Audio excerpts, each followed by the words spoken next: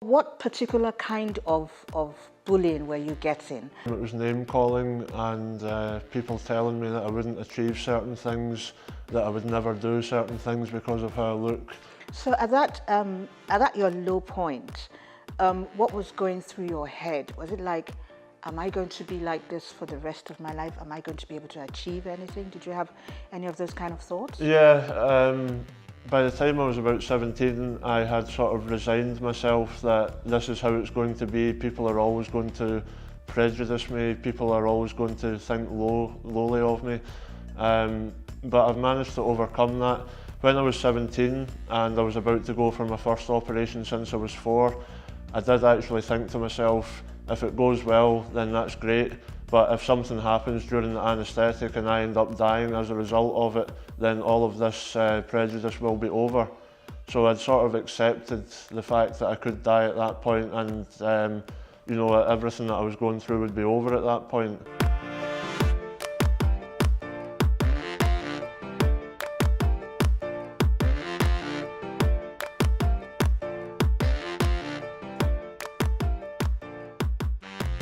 Hey guys, it's your girl Niyawali. I'm back again with my famous 10-question game. Today we are joined by the lovely Rory. How are you doing? Yeah, I'm good, thank you. Alright, okay, so are you ready? I'm ready. Okay. Don't be too nervous. Okay. Question number 1. What would your autobiography be called? I think I would just keep it simple. My full name, Rory McGuire. Oh, so nothing spicy, Nah, nothing. just a picture of me in the front, Rory McGuire. Rory, okay, yeah. love that. Okay, question number 2. If you were an animal, what animal would you be and why? I think I'd be a deer. Oh, okay, why? I don't know, I just think they're friendly and They're all cool. they look pretty majestic. Okay, Yeah, okay. so a love deer. that. Okay. Question number 3. Name an embarrassing thing that you do when no one knows. I do like to have a bit of a sing in the bath. Oh, really? I think we all do that. We all love to sing. But my voice isn't any good. I like to do it. Okay, question number 4. What's your secret talent? I can tuck my ear inside my ear and I'll demonstrate it for you. That is actually so amazing. I've been able to do this since I was very young. That is so cool. And it's just because, yeah. Okay, question number 5. What's your guilty pleasure? I like to watch the Rory McGuire show. Everyone does. It's so entertaining. Do you think it's real though? I do actually. I think most of it's real. There's some of it seems a bit unusual, but I think it probably is real for the most part. I love it. I think it's so entertaining, and they always get real ratchet too. When I say the ratchet, yeah, they always get real ratchet. All right. When is the last time you kissed someone? About a month ago. How long did it last? Only a few seconds. What is your favourite pickup line? I just like to introduce myself and be myself, really. Question number 8. If you could be at any age again, what age would it be and why? I don't know, maybe just like going back to primary 1 kind of age and living my life again and seeing what I would do differently kind of thing, yeah. I would say the same too, like my favourite age is 21 right now. 21, yeah, that's a good age. Question number 9. Have you ever stolen from someone and why? I haven't stolen from That anyone, is so no. amazing. God is going to bless you in so many ways. That's Hopefully, amazing. yeah. No, I've never stolen from anyone. Last question. Can you say celebrations while biting your tongue? Right, okay, let's give it a go. Celebrations. Okay, I was going to... Wow, that was really amazing. Thank you so much, Rory. Thank you very much. Say bye to the camera. Bye.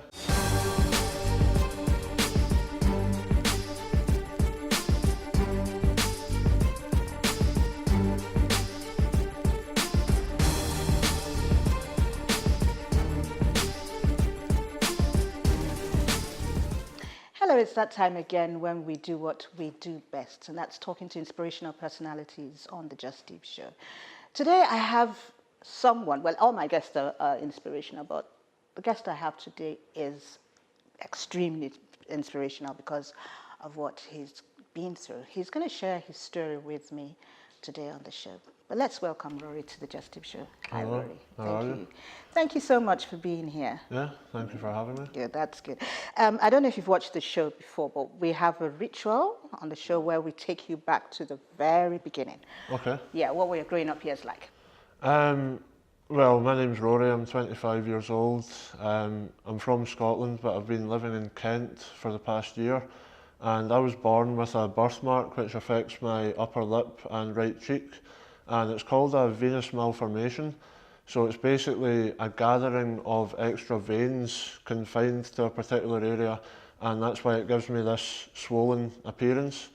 When I was growing up, I had to go through a lot of prejudice and adversity purely based on people's reactions to what I look like.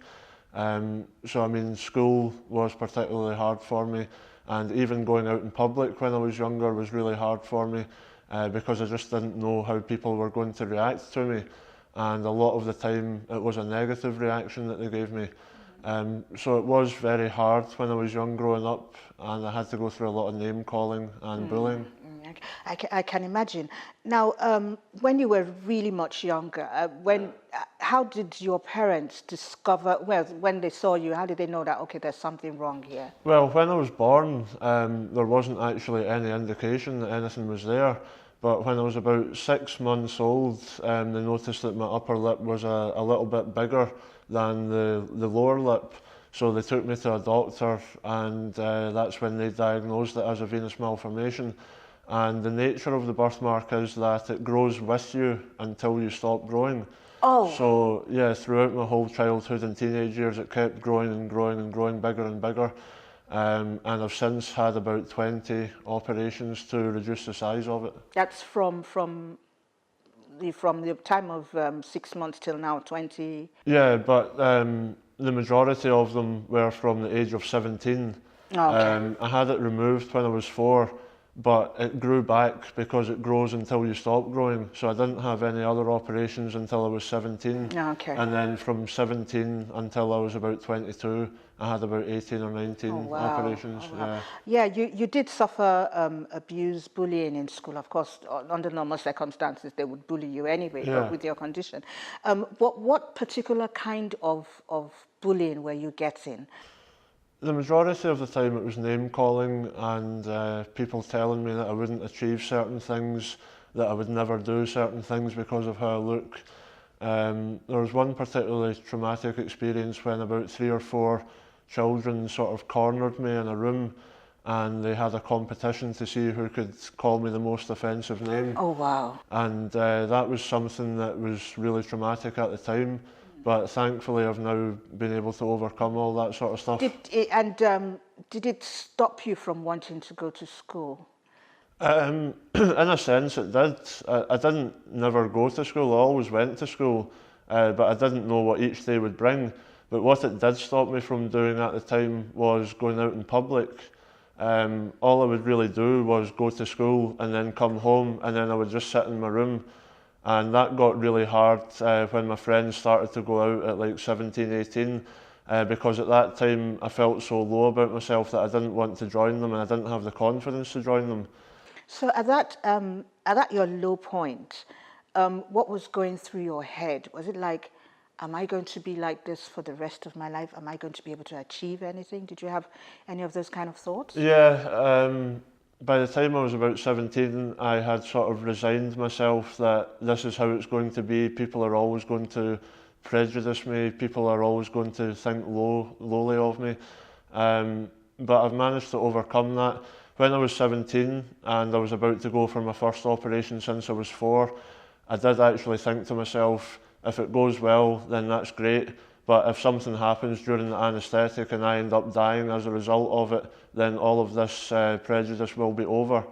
So I'd sort of accepted the fact that I could die at that point, and everything that I was going through would be over at that point, which is really sad for a 17-year-old, obviously, really to think about. But you know what? You didn't die. No.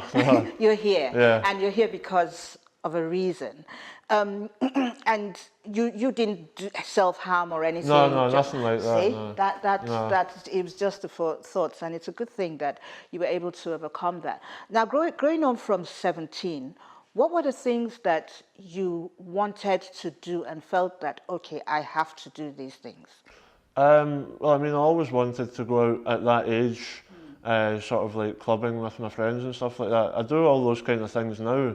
But then it was a particularly important thing for me, and I just didn't have the confidence to do it, because I knew that if I'd gone to a nightclub at that point, when my birthmark at that point was a lot more swollen, and I just knew that all eyes would be on me, and I would receive a lot of unwanted attention, and I would potentially have to go through more prejudice. So I always just tried to stay within my comfort zone, which was mainly in the house. In terms of work, did you want to go, get a job? I or wanted to go to uni? university, but I didn't have the confidence to do that. I've always managed to get jobs, but there was one point in time where I was unemployed for about a year, and it's just because I didn't actually have the confidence to go to a job interview.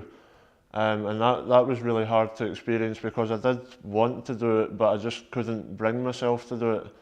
And it was really a hard thing to experience.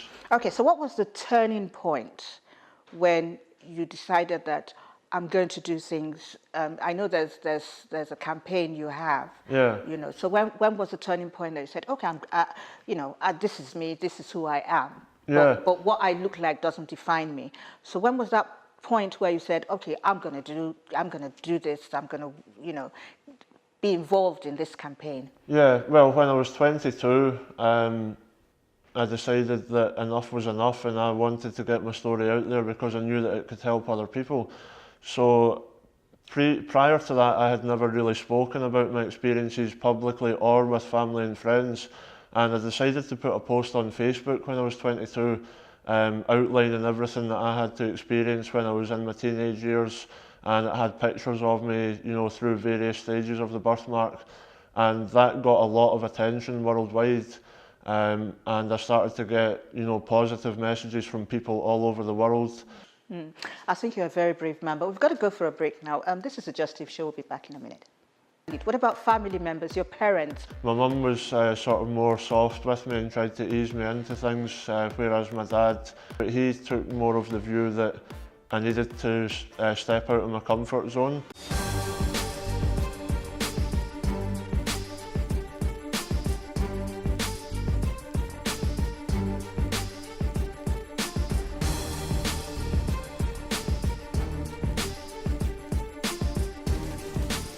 You're welcome back if you're just joining us. This is the Justeve Show, and we have on the show today a very inspirational young man by the name Rory, who's telling his story about the condition that he has had right from when he was a toddler.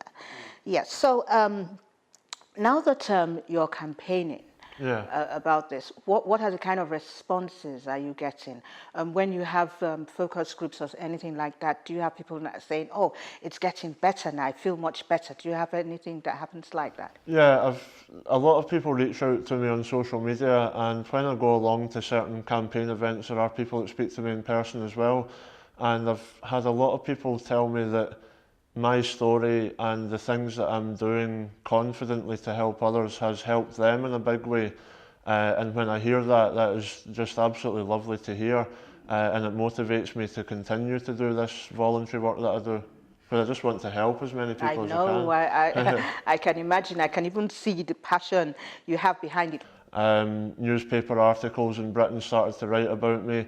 I ended up going on a Scottish television chat show, and it was all like a weight off my shoulders. I was going to say. No, there was only one or two negative messages, and then thousands of positive ones. And ever since that point, I've decided to continue to tell my story and try and help as many people as I can. I guess through your doing what you did, you found out that it wasn't just you. There were others also who had probably similar experiences. Yeah, people all over the world.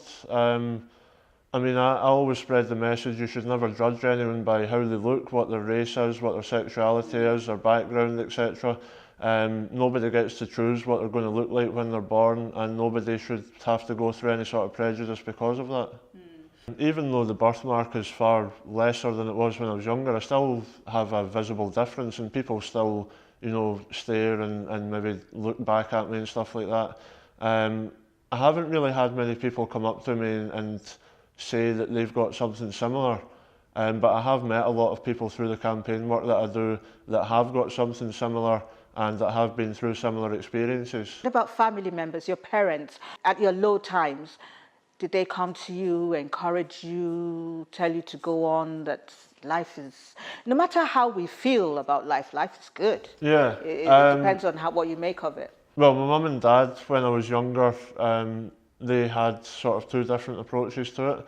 My mum was sort of more soft with me and tried to ease me into things, whereas my dad, he was still, you know, soft with me, and he completely understands the situation that I've been in growing up. But he took more of the view that I needed to step out of my comfort zone, and once I did that, you know, I'd be able to do all the things that I wanted to do. But at the time, I felt so low that I didn't really take my dad's advice at the time. But looking back on it, I wish that I had, because I've done so many things out with my comfort zone now that I realised that if I'd done it back then as a teenager, it would have helped me at the time. It doesn't matter whether it's back then, whether it's now, whether it's tomorrow. Yeah. You've done it, Yeah. and I'm sure he's very proud of you now. Yeah, they're both very proud of me. Fantastic. Do you have any siblings? I've got a half sister. She's in her 40s. Oh, okay. So she wasn't in the house when I was growing up, but she always follows my story, and she's very supportive of me as well.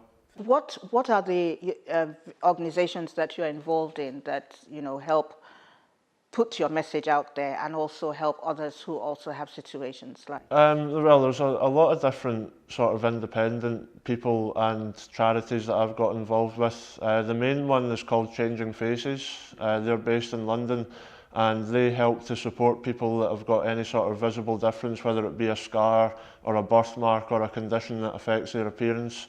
And I've done a lot of campaign work with them, but aside from them, there's a lot of individual entities that reach out to me to do stuff with them, and I'm always open to do it. Fantastic, fantastic. Okay, where do you see yourself, say, in the next 5 years? Right, difficult question. In the next 5 years, there's a lot of different things that I want to do in regards to the campaign work that I do.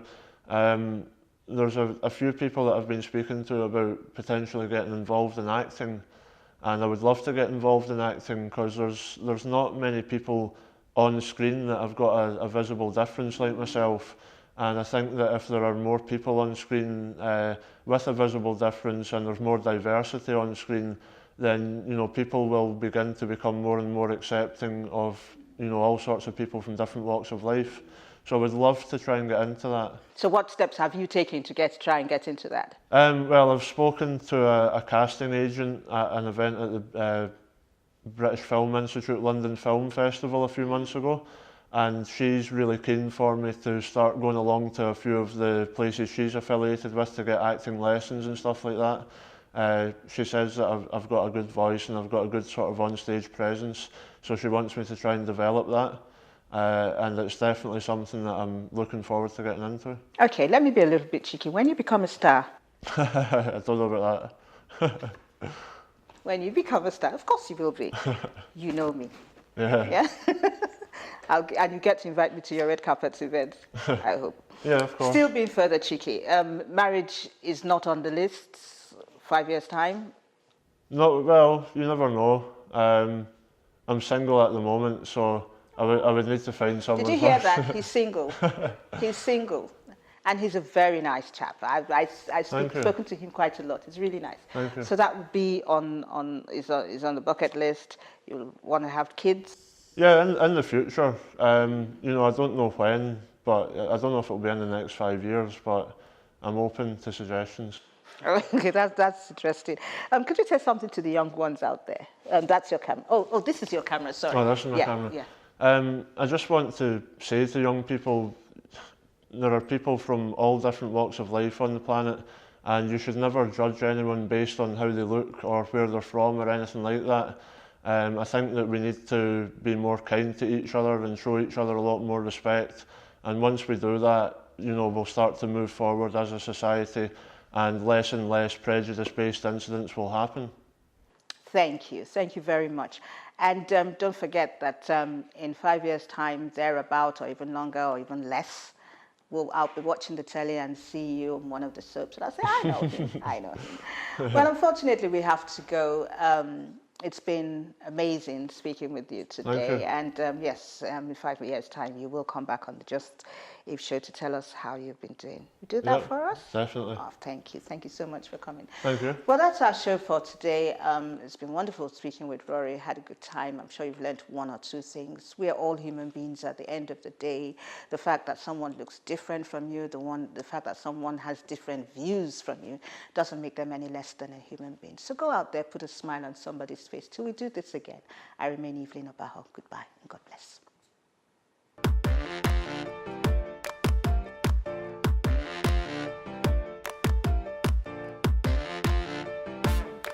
I grew up in a household of 7 brothers, being an only girl, and it was hard. It was hard. I got sexually abused by a family member. At what age? From about the age of 7. Yeah, and it went on for a couple of years. Do you want to have a hug? At that point, when I was going to commit suicide, I was pregnant again. I was 8 months pregnant, and at that point, I would have done it, but my wallet dropped out and the picture of my 3 first children was there in front of me, and that's the only thing that drew me back, that stopped me.